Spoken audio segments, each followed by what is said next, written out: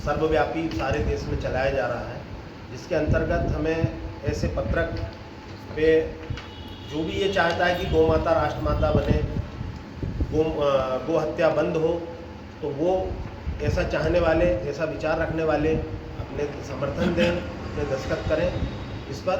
और 27 तारीख दिन सोमवार को स्थानीय तहसील में हम सभी गोभक्त लोग मिलकर वहाँ पर जाकर तहसीलदार महोदय को, एसडीएम महोदय को अपना ज्ञापन सौंपेंगे। इस हेतु अधिक से अधिक संख्या में आने के लिए ये जन जागरण चलाया जा रहा है। समय सुबह 10, क्योंकि गर्मी की अधिकता है, सुबह 10 बजे से 10:30-11 बजे तक समय। वर्तमान स्थिति बहुत चिंताजनक है। बहुत चिंताजनक है। हम उसको माता भी कहते हैं, और वो रोड पे लट खाने को मजबूर है, पन्नी खाने को मजबूर है। मैं तो सभी सनातनियों से यह आह्वान करूंगा, और हमारे पास एक अच्छी बात भी आई है कि इसमें मुस्लिम संप्रदाय के लोग भी इसमें आगे आए हैं, जो खुद ये मांग में दस्तखत करने को तैयार है और सहभागिता करने को तैयार है। ये एक अच्छा विषय है। तो दूसरा मैं ये बोल रहा था कि अगर सभी सनातनियों से बोलना चाहूँगा कि अगर आप शिव को मानते हैं तो नंदी की रक्षा करें, कृष्ण को मानते हैं तो गाय की रक्षा करें। कृष्ण ने क्या करा, जीवन भर गोपालन के अलावा उन्होंने कोई और कार्य नहीं किया विशेष रूप से। उसी तरह अगर आप परशुराम भगवान को मानते हैं तो एक कथा में आता है कि उन्होंने एक गाय की रक्षा के लिए कई राजाओं का वध कर दिया था।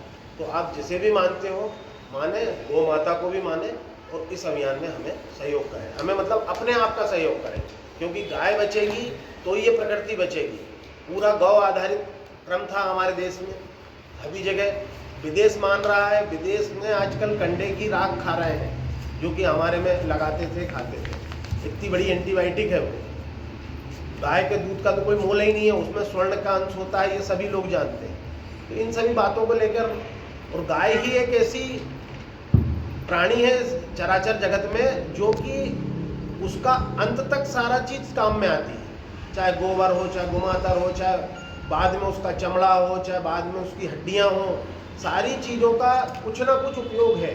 जबकि ये मनुष्य का जो शरीर होता है, जब हम अपने आप को इतना सहेज के रखते हैं, मनुष्य का शरीर कोई काम नहीं है सिवाय राख में मिलने के। लेकिन गाय ही ऐसा प्राणी है सारे 84 लाख योनियों में, जो कि जाने के बाद, मृत्यु के बाद भी काम आती है। इसलिए मेरा आपसे करबद्ध निवेदन है कि सभी लोग अधिक से अधिक इस अभियान में सहभागिता दें। जय गौ माता। जहाँ तक फसल की बात है, फसल में आजकल रासायनिक खाद और कीटनाशक का बहुत उपयोग किया जा रहा है।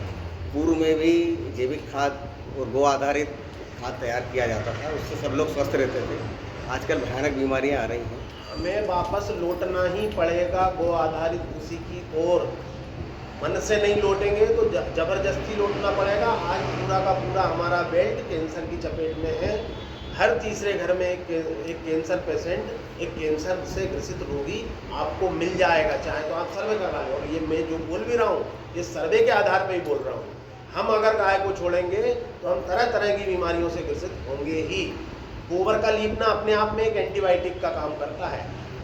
जहाँ गौ माता रहती है वहाँ पर अगर आप सांस भी ले रहे हैं तो वो आपको स्वास्थ्य प्रदान करेगी। इसलिए हमें तो लौटना ही होगा जैविक खेती की ओर।